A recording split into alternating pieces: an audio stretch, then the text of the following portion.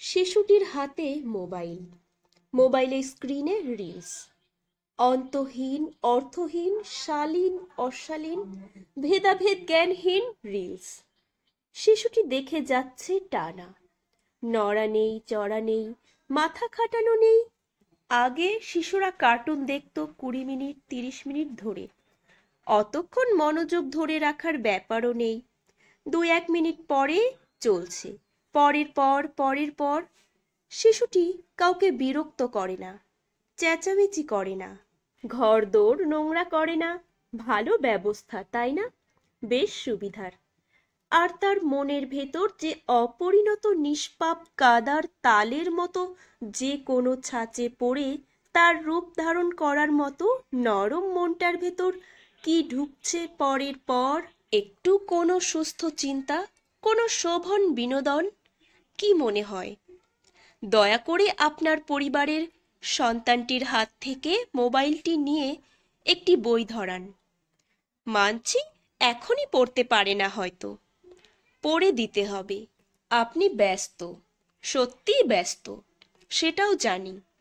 আচ্ছা, না হয় ছবি দেখুক খানিক, যখন সময় হবে তখন পড়ে দেবেন ক্ষণ। ছিঁড়ে ফেলবে, নষ্ট করবে? এদিকে যে মনের সুকুমার কোমল বৃত্তি নষ্ট হয়ে যাচ্ছে, তার কি হবে?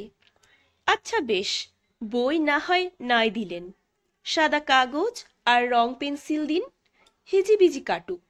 ঘর নোংরা হবে? বিশ্বাস করুন, ওর মনে যে নোংরা ঢুকছে তার থেকে বেশি হবে না। আর না হলে ব্লক দিয়ে দিন, কাঠের বা প্লাস্টিকের। মডেলিং ক্লে দিন। তাও না পেলে সাবেক খেলনাবাটি, গাড়ি, পুতুল, কিছু তো করুক, মাথা দিয়ে মন দিয়ে। অন্যের বানানো কিছু উদ্ভট কিম্ভূত কার্যকলাপের রেকর্ডিং দেখে মগজ ধোলাই না হয়ে নিজের মনে খামখেয়ালিপনাই করুক না হয়। আপনার শিশুকে আপনি কিভাবে বড় করবেন সে বিষয়ে আমি সামাজিক মাধ্যমে একজন গায়ে পড়ে জ্ঞান দিচ্ছি।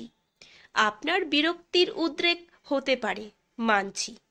আসলে 4 বছরের কন্যা আয়নার সামনে নানা অঙ্গভঙ্গি সহকারে বলছে, আমাকে চেকচি লাগছে। আর মা বাবা গদগদ হয়ে বলছেন, দেখেছো কি সব বলে, কোথা থেকে শেখে কে জানে।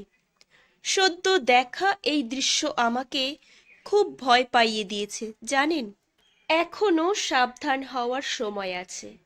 এখনো সাবধান না হলে খুব দ্রুত বড় ক্ষতি হয়ে যাবে, ওদের, আমাদের।